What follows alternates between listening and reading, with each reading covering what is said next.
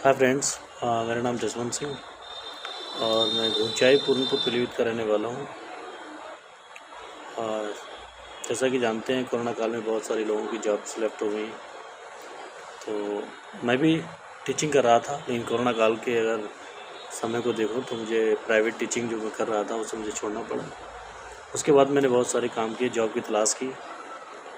अचानक मेरे फ्रेंड ने मुझे बताया कि इच्छा पूर्ति कंपनी है जो लोगों को रोज़गार भी देती है और साथ साथ में जो नए बिजनेस में आना चाहते हैं तो उसे बिजनेस का मॉडल भी देती है। तो मैंने उसको सुना, आपको मैं दिखाता हूँ पूरा। यह एक कंपनी है इच्छा पूर्ति कंपनी है, आप देख सकते हैं बेहतर तरीके से। इसके जो ऑनर हैं, इनके ऑनर के बारे में आपको बता देता हूँ। संजय सिन्हा, डॉक्टर संजय सिन्हा चेयरमैन है, डॉक्टर संजय सिन्हा।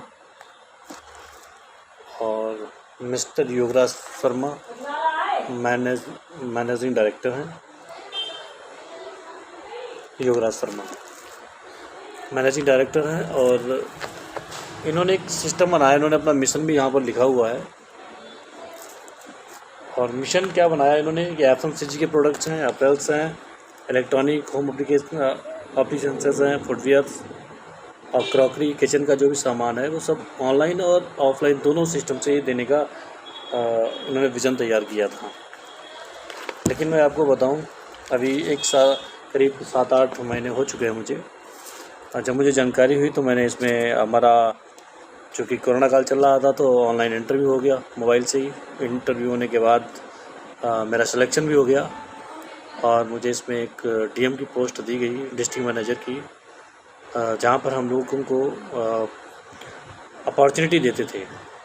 कंपनी ने मुझे सैलरी के बारे में बताया कि मैं आपको सैलरी दूंगा और करीब 22,000 रुपये सैलरी थी। सैलरी का स्लिप मेरे पास है और समय आने पर मैं वो भी दिखा दूंगा।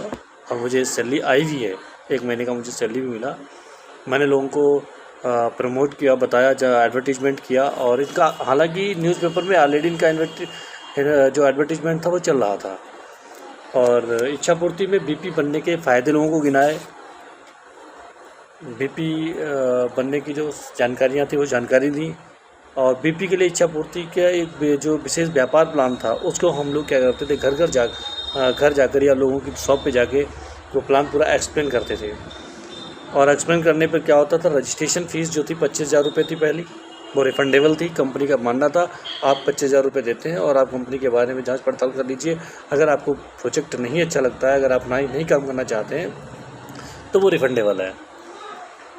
और अगर आपको बहुत बेहतर लगता है तो अगली जो 15 दिनों में आपको 75,000 रुपये और जमा करना था, जिसमें ब्रांडिंग, कंसल्टेशन, ट्रेनिंग व सॉफ्टवेयर की फीस कही जा सकती थी, जो नॉन रिफंडेबल थी, जिसे किसी भी कंडीशन में वापस नहीं किया जाएगा जब तक कि कंपनी खुद मना ना करे। अगर कंपनी खुद मना करती है तो वो शायद देगी। इसके बाद 40वें दिन से इन्होंने बताया था कि हम आपको एक मिनिमम इनकम गारंटी भी देंगे। अगर आपका स्टोर हम लाइव नहीं करा पाते हैं, अगर स्टोर पे जब सामान आ जाएगा तो हम कस्टमर से बना के देंगे आपको। अगर कस्टमर से नहीं, यानी हम इनकम कराएंगे। अगर आपकी हम 24,000 रुपये इनकम नहीं करा पाते हैं तो हम कंपनी आपको 24,000 रुपये प्रोवाइड कराएगी या उतने का सामान देगी। यानी 24,000 रुपये की इनकम जो थी, मिनिमम इनकम की गारंटी थी, यानी MIG थी। MIG की बात कर रहे थे। और बहुत सारी ऐसी चीज़ें थी जो आप ग्रीड कह सकते हैं, लालच दिया गया था हम लोगों को। और हालांकि डॉक्यूमेंट्स में देखें बहुत बेहतर तरीके से ज्वाइनिंग हुई, जैसे अदर कंपनीज़ में होती हैं, जो प्राइवेट कंपनीज़ हैं, जो बेहतर काम करने वाली कंपनीज़ हैं, वैसे ही हम लोगों का ज्वाइनिंग हुआ, इंटरव्यू हुआ, हम लोगों का ट्रेनिंग भी हुआ, ऑनलाइन ट्रेनिंग करवाई गई मुझे। हमारे पास एक कंपनी की तरफ से लेटर भी आया, ज्वाइनिंग लेटर आया, हमारे पास वो भी है। और 1 महीना होने के बाद जब मैंने हर महीने मुझे 2 BP देने होते थे, मैंने 2 BP दिए तो मुझे सीधी सी बात है सैलरी भी मिली। अब चूँकि मुझे ये मतलब उस समय क्या था, करीब अगर हम 1 साल पहले की बात करें, लगभग 8-9 महीने पहले की बात करें, जब मैंने देखा कि इनका सिस्टम बढ़िया है, तो लोगों को अच्छा बिजनेस मिल रहा है, ग्रोसरी का सामान है, तो इसमें कोई ऐसी चीज़ नहीं, क्योंकि all the products are available यार, सारे कंपनी के प्रोडक्ट्स थे, कम दाम पे बेचना था। चूँकि डायरेक्ट आ रहा था तो बीच का जो मार्जिन बच रहा था तो कहीं ना कहीं वो उसका फ़ायदा ले रहे थे। बढ़िया फॉर्मेट था। लेकिन इस फॉर्मेट को देखकर तो मैंने भी सोचा मैं भी अपना बिजनेस डाल दूँ। तो मैंने अपने एक फ्रेंड से राय ली, और चूँकि मैं लेडीज़ में एम्प्लॉय था तो मैं अपने नाम तो ले नहीं सकता था, तो मैंने फ्रेंड से बात की। तो मैंने फ्रेंड के नाम से ये जो बीपी का एक कोड मैंने भी लिया, एक काउंटर मैंने भी लिया। मैंने जब काउंटर लिया तो मैंने वही किया, 25,000 रुपये जमा किया, फिर 75,000 रुपये जमा करा।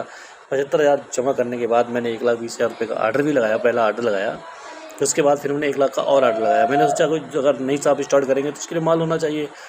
तो हमारा ये देखिए जो मैंने आर्डर लगाया वो माल भी आया था, और पहला हमारा जो माल आया था वो करीब 80,000 रुपये का आया था। तो उसके बाद मैंने सोचा माल चूँकि 10-15 दिन में आ रहा है तो हम क्यों ना कंटिन्यू आर्डर लगाते रहेंगे तो मेरा माल कंटिन्यू आता रहेगा। तो इस चीज़ को देखते हुए मैं कंटिन्यू आर्डर लगाता रहा। मैंने करीब 4-5 लाख रुपए का आर्डर लगा दिया था। और उस आर्डर लगाने के बाद कंपनी ने एक इमरजेंसी मीटिंग बुलाई दिल्ली में। मैं दिल्ली में गया, ऑफिस में गया, वहाँ पर इतना बढ़िया माहौल क्रिएट करा उन्होंने कि उसमें कुछ भी फ्रॉड नहीं लग रहा था। उन्होंने कहा आप नए बीपी नहीं बनाने हैं, जो बीपी बन गए उनको लाइव करना है। कितना अच्छा फॉर्मेट था, हम लोग काफ़ी तैयार हो गए। हमने नए लोगों को भी प्रमोट किया, बताया, जानकारी दी। कुछ ऐसे लोग थे, वहाँ से आने के बाद हमने उन लोगों से फीस जमा करी, कलेक्ट किए चेक वगैरह। और अब देखो मैं आपको थोड़ा सा ये बताना चाहता हूँ कि जो मैंने पैसा जमा करा, अगर मेरा वो बिल्कुल वहाँ पर एक लेजर बनता था, तो लेजर आता था महीने के महीने कि इसमें आपका कितना पैसा कंपनी के पास है और कितना आपने जमा किया। तो अगर इस लेजर को देखते हैं तो इस लेजर में हमारा करीब टोटल जो अमाउंट बनता है, मैं आपको दिखाता हूँ, अब विस्तार से दिखाता हूँ। करीब यहाँ पर देखिए टोटल हमारा जो खर्च हुआ, खर्च होने के बाद आज अगर आप प्रेजेंट की अगर बात करें तो इस समय हमारा 4,87,000 रुपये, 4,87,000 रुपये कंपनी पर मेरा ड्यू है सामान का। मैंने जो आर्डर लगाया था, अभी तक करीब 6 महीने हो गए हैं आर्डर लगे हुए, अभी तक कोई सामान की ना कोई जानकारी है, ना कंपनी कुछ बता रही है। इनका कस्टमर केयर नंबर बंद है, हम लोगों का सैलरी भी नहीं आया है। और इसके बारे में बहुत सारी मैंने आवाज़ भी उठाई। हम बहुत सारे बीपीज़ हैं अपने उत्तर प्रदेश की अगर बात करें, बहुत सारे बीपीज़ हैं। हम लोग गुड़गांव में गए, वहाँ पर कम FIR कराने का प्रयास भी किया, वहाँ पर FIR नहीं लिखी गई, कोई सुनता नहीं है। हम लोग बहुत ज़्यादा परेशान हो चुके हैं, और हम लोगों ने कई प्रकार से प्रयास भी किया। उपभोक्ता फॉर्म में भी हम लोग गए हैं, और इसके बाद हम केस डालने जा रहे हैं। हमारी प्रशासन से एक गुजारिश है कि ऐसी कंपनीज जो हमारा फ्रॉड कर रही हैं लोगों के साथ, करीब उत्तर प्रदेश के 350 बीपी अगर देखा जाए तो करीब 350 करीब 300-400 करोड़ रुपए कंपनी ने मार लिया, इच्छापूर्ति ने। और ऐसे लोगों का पैसा मारा है जो कुछ लोगों ने अपने कर्जा लिया, बैंक से कर्जा लिया और अपनी दुकान खोला, नया बिजनेस स्टार्ट किया। जो पहले से बिजनेस कर रहे थे उन्होंने बेचारे अपना सामान कम करके या अपना पेट काट के जैसे तैसे उन्होंने स्टार्टिंग की, और आज 6-7 महीने हो गए उनका पैसा फंसा हुआ है। 1 लाख फ्रेंचाइजी का और प्लस हर व्यक्ति का 1 लाख 2 लाख 3 लाख रुपये आर्डर का ही फंसा हुआ है। कोई भी कर्मचारी वहाँ पर कोई काम नहीं कर रहा, ऑफिस बंद हो चुका है लगभग, और किसी प्रकार की कोई आश्वासन नहीं है। हर महीने में एक नई डेट दे दी जाती है कि 20 तारीख से शुरू करेंगे, 20 तारीख से शुरू करेंगे, हर महीने की 20 तारीख से शुरू होता है। और संजय सिन्हा ने मतलब विश्वास भी दिलाया था, लेकिन हर बार वो अपने वादे से मुकर जाते हैं। एक नया लेटर बना के भेज देते हैं वेबसाइट पे, लेकिन उसका कोई लाभ नहीं होता है। उनका एक एग्रीमेंट भी होता था, इस तरीके से एग्रीमेंट करवाते थे। 75,000 रुपये जब लेते थे तो इस तरीके का उनका एग्रीमेंट भी होता था। सारा काम बहुत ही बेहतरीन तरीके से होता था, चेक से पेमेंट लेते थे।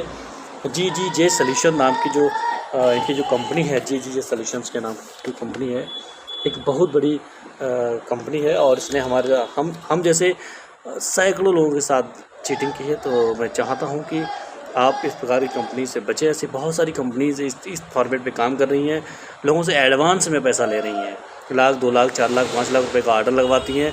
स्टार्टिंग में 1-2 साल के लिए काम करती हैं, और उसके बाद जब बहुत ज़्यादा अमाउंट लोगों का विश्वास जीत लेती हैं, बहुत सारा अमाउंट लोगों का लगा के अपने आप मालूम नहीं कहाँ गायब हो जाती है। प्रशासन कहीं ना कहीं मुझे लगता है इनका साथ दे रहा, नहीं तो ऐसी फ्रॉड करने वाली कंपनीज के ऊपर शिकंजा कसना चाहिए। और आप लोगों की क्या राय है, ज़रा आप कमेंट बॉक्स में ज़रूर बताएं। Thank you.